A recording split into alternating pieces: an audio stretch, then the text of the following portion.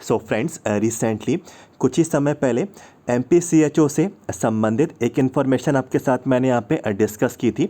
उसमें मैंने आपको बताया था कि मेरे द्वारा एक रिटन कंप्लेंट यहाँ पे दर्ज की गई और ये एक रिटन कंप्लेंट जो थी, लिखित में जो शिकायत यहाँ पे जो मैंने दर्ज की, MP ऑनलाइन का जो टेक्निकल हेल्पलाइन नंबर है, तो इसमें मैंने यहाँ पे शिकायत दर्ज की थी और ये जानना चाहा था कि MPCHO का रिज़ल्ट जो है ये कब तक यहाँ पे डिक्लेयर होगा। तो इसको लेकर एक अपडेट मैंने आपको प्रोवाइड कराया था। फाइनली दोस्तों उसका रिस्पांस यहाँ पे आ चुका है। टेक्निकल हेल्पलाइन नंबर पे इंफॉर्मेशन हमको यहाँ पे दी है, यानी कि इन्होंने अपना रिप्लाई मेरे साथ यहाँ पे शेयर किया है और अभी तक रिज़ल्ट क्यों नहीं आ रहा है, तो ये जानकारी भी इनके द्वारा जो है आपको यहाँ पे प्रोवाइड यहाँ पे कराई जा रही। तो ये इन्फॉर्मेशन जो है काफ़ी ज़्यादा हेल्पफुल आप लोगों के लिए यहाँ पर रहेगी। जो भी कैंडिडेट्स यहाँ पे जो है कमेंट बॉक्स में कमेंट पे सवाल पूछते हैं कि रिज़ल्ट कब तक आ सकता है MPCHO का, तो उनके लिए ये इन्फॉर्मेशन बिल्कुल काफ़ी ज़्यादा महत्वपूर्ण रहने वाली है। सबसे पहले आपको इस वीडियो को यहाँ पे लाइक कर देना है और MPCHO से संबंधित कोई भी जानकारी आपसे ना छूटे, चैनल को पहले से सब्सक्राइब कर लें। वीडियो के नीचे जाएं, सब्सक्राइब के रेड बटन को क्लिक कर लें। तो चलिए शुरुआत करते हैं अपने अपडेट को, बढ़ते हैं इन्फॉर्मेशन की ओर।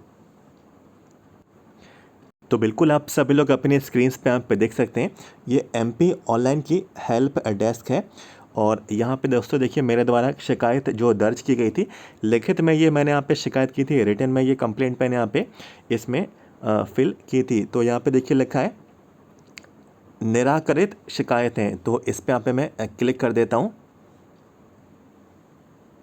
क्लिक करते से देखिए मेरे द्वारा यहाँ पे जो शिकायत दर्ज की गई थी इसकी जानकारी यहाँ पे ब्यौरा पूरा दिया गया है और देखिए एक दिन पहले ही इनके द्वारा इन्फॉर्मेशन प्रोवाइड कराई गई, तो वो मैं आपको यहाँ पे दिखा देता हूँ।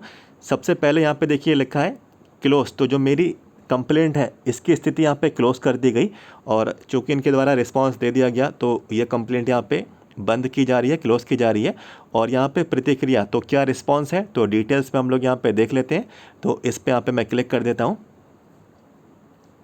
देखिए क्लिक करते से ही ये इन्फॉर्मेशन कुछ इस तरीके से यहाँ पे ओपन हुई। इसको मैं थोड़ा जूम कर देता हूँ तो आप लोग अपनी स्क्रीन पे थोड़ा देख सकेंगे।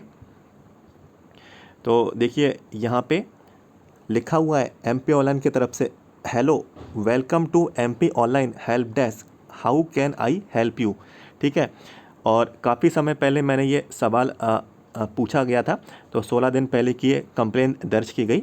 फिर देखिए मेरे द्वारा सवाल था MP NHM CHO community health officer exam held on 29-30 March, please give the exact dates when will be the result publish. तो मेरे द्वारा सवाल पूछा गया था कि MPCHO का जो एग्ज़ाम हुआ है 29 और 30 मार्च को, तो कृपया करके एग्जैक्ट डेट्स यहाँ पे जो है बताएं कब यहाँ पे रिज़ल्ट यहाँ पे पब्लिश होगा। तो देखिए इनके द्वारा क्या यहाँ पे इनका रिस्पांस आया था, पहले लिखा है we have called you on this number, तो एक नंबर पे इन्होंने मुझे यहाँ पे कॉल किया था, लिखा है but no response from the candidate, तो मेरे द्वारा कोई भी फ़ोन रिसीव नहीं किया गया, तो इस वजह से इनकी ये जानकारी आई। फिर देखिए मैंने दोबारा से इनको यहाँ पे सवाल पूछा, I can not attend your call during office hours, I made a written complaint, so please provide response in the same way. तो मैंने बोला कि मैं आपका कॉल अटेंड नहीं कर पाऊँगा और जैसे मैंने रिटन कंप्लेंट दर्ज की है, तो आपसे विनती है कि आप भी अपना रिस्पांस रिटन वे ही आप लोग यहाँ पे प्रोवाइड कराएं। तो इनके द्वारा रिटन में जवाब आ चुका है।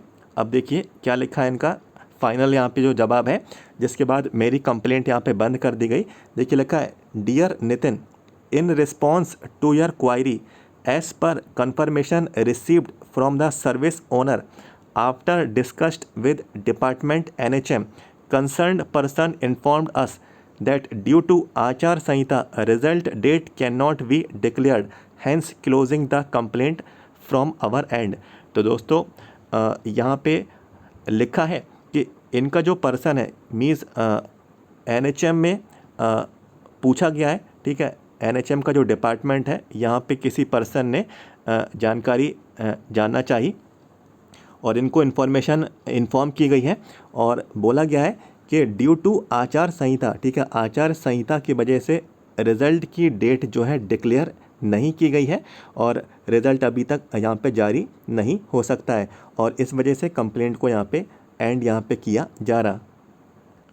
तो सिंपल भाषा में यहाँ पे मैं कहूँ तो जो भी इनका जवाब आया, जो भी इनका रिस्पांस आया, सिर्फ यहाँ पे एक ही आचार संहिता का यहाँ पे जो है एक हवाला कह सकते हैं, बात टालने जैसी यहाँ पे बात हुई। ठीक है, बाकी के सारे तो जो है अपडेट्स पैरेलली आ रहे हैं। आपको मालूम है अभी एग्ज़ाम भी हुए हैं आचार संहिता में और एडमिट कार्ड भी जारी हो रहे हैं आचार संहिता में और आंसर की भी आ रही हैं अलग अलग रिक्रूटमेंट्स की, तो ये भी आचार संहिता में हो रही है। तो रिज़ल्ट क्यों आचार संहिता में नहीं आ रहा, तो ये जो है सोचने वाली बात है। और कोई भी रिस्पांस तो यहाँ पे देना ही था क्योंकि रिटर्न में कंप्लेंट यहाँ पे की गई थी, तो आचार संहिता का एक यहाँ पे बहाना बना दिया गया कि रिज़ल्ट आचार संहिता की वजह से पब्लिश यहाँ पे नहीं किया जा रहा, रिज़ल्ट की डेट्स यहाँ पे आचार संहिता की वजह से नहीं बताई जा रही। और बाकी के कैंडिडेट्स भी हेल्पलाइन में जब पूछते हैं तो अलग अलग रिस्पांस मिलते हैं। किसी ने एनएचएम में भी जानकारी प्राप्त करना चाहिए, तो एनएचएम वालों ने बोला कि एमपी ऑनलाइन वालों से पूछिए। ठीक है, एमपी ऑनलाइन वालों से पूछिए, और एमपी ऑनलाइन वालों से जब पूछ रहे हैं तब बोल रहे हैं कि आप एनएचएम से पूछिए, कंसर्न डिपार्टमेंट से पूछिए। तो दोस्तों देख लेते हैं आचार संहिता तक, ज़्यादा समय वैसे भी यहाँ पे नहीं रहा और आई थिंक 4 जून को रिज़ल्ट आ रहा है इलेक्शंस का। ठीक है, तो उसके बाद आचार संहिता हट जाएगी, तो देख लेते हैं कितने समय के अंतर्गत आचार संहिता के बाद आपका रिज़ल्ट यहाँ पे पब्लिश होता है। सभी एग्ज़ाम्स के रिज़ल्ट यहाँ पे पब्लिश होने, चाहे आप लोग स्टाफ नर्स वाले हों, चाहे आप लोग यहाँ पे एएनएम वाले हों, और चाहे आप लोग यहाँ पे एमपी सीएचओ वाले कैंडिडेट्स हों, चाहे आप लोग यहाँ पे ओटी टेक्नीशियन वाले कैंडिडेट हों, चाहे आप लोग यहाँ पे ऑप्थेल्मिक असिस्टेंट वाले आप लोग यहाँ पे कैंडिडेट हो, और भी वेरियस अलग अलग रिक्रूटमेंट्स हैं कंडक्ट यहाँ पे कराए गए, सभी के रिज़ल्ट जो है पब्लिश होंगे। ठीक है, सभी रिज़ल्ट हैं रुके हुए हैं, तो आई थिंक आचार संहिता की वजह से ही रुके होंगे, तो वेट कर लेते हैं थोड़ा, जब तक आगे रिस्पॉन्स यहाँ पे क्या आता है वो जानकारी पोर्टल पे आपको देखने को मिल जाएगी। तो देखिए मेरे द्वारा ये स्टेप उठाया गया, रिटन में कंप्लेन यहाँ पे की गई जिसका रिस्पॉन्स जो है उनको देना ही पड़ा।